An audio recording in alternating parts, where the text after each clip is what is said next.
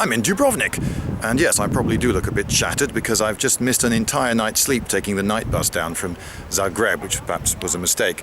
I don't know if I've ever been anywhere quite so thoroughly infested with tourists as this is. London will have more in total, but in terms of tourists per square foot, I think Dubrovnik might just have it, their numbers having been swollen recently by the popularity of Game of Thrones, because this is King's Landing. Landing. Sounds a bit like London, doesn't it? But I think that's deliberate. It's towards the south of Croatia on that long, thin tongue extending along the coast. Anyway, I've found this little eyrie, and from here I have rather a good view. I should warn you now that if you don't like red pan-tiled roofs, this video is really not for you. I like the look of that roof garden. I want one like that.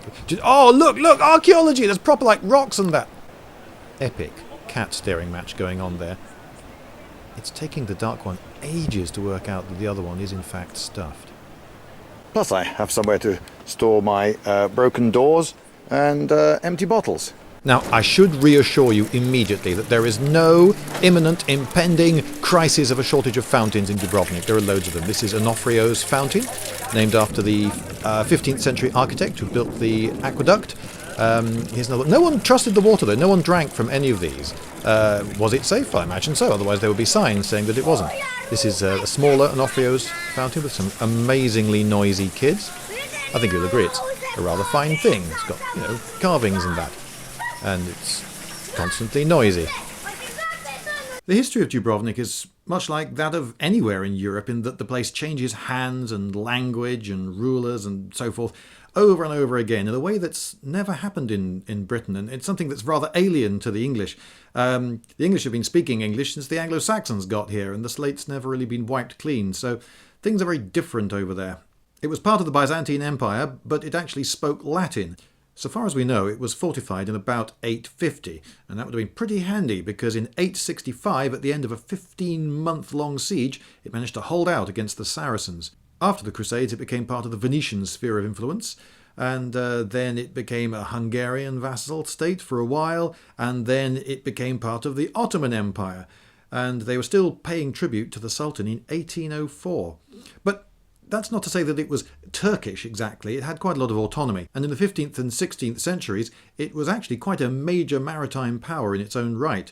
One thing it's famous for is its pharmacies, and there's one still open today that opened for the first time in 1317. By 1699, the economy of Dubrovnik, though, was so bad that they had to sell off some of their territory to the Ottomans. And this explains why I suddenly stopped at a checkpoint on my bus journey along the coast, and a chap got on with a gun and asked me for my passport. There's a tiny bit of Bosnia-Herzegovina that comes down to the coast. I didn't know about that. In this period, the people of Dubrovnik are speaking various dialects of Italian and Dalmatian. In 1806, it was conquered by the French. Boo! But it's all right, because in 1814, the French in Dubrovnik surrendered to Captain William Host of the Royal Navy. Huzzah! Then it became part of the Austrian Habsburg Empire, but the Habsburgs collapsed in World War I, and there was then Yugoslavia, and in World War II, this became an Axis puppet state, and Dubrovnik was first occupied by Italians, and then by Germans, and then Tito, backed by the British, huzzah! Came along and liberated the place, only Tito decided that Yugoslavia would be part of the communist world. Aww. But, as we all know, communism collapsed in 1989, and in 1991, Croatia declared independence. And despite Dubrovnik having been a demilitarized zone since 1970, it was besieged for 7 months, and an army of Bosnians and Montenegrins shelled the place every now and again, killing 114 people, including one famous poet. And you can still see signs of this, some of them quite literally signs. They put them up on the wall and they show you where the shells landed. But you can also see shrapnel marks on some of the buildings, and looking around town you can see that while some of the roofs are old, an awful lot of them are rather new looking. And there are some buildings that haven't been restored at all.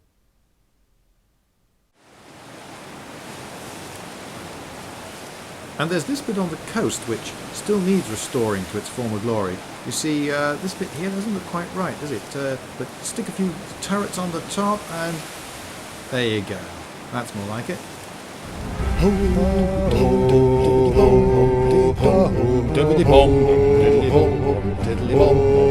Jabba dabba babba dum, jabba dabba dooby doo, baby billy dum.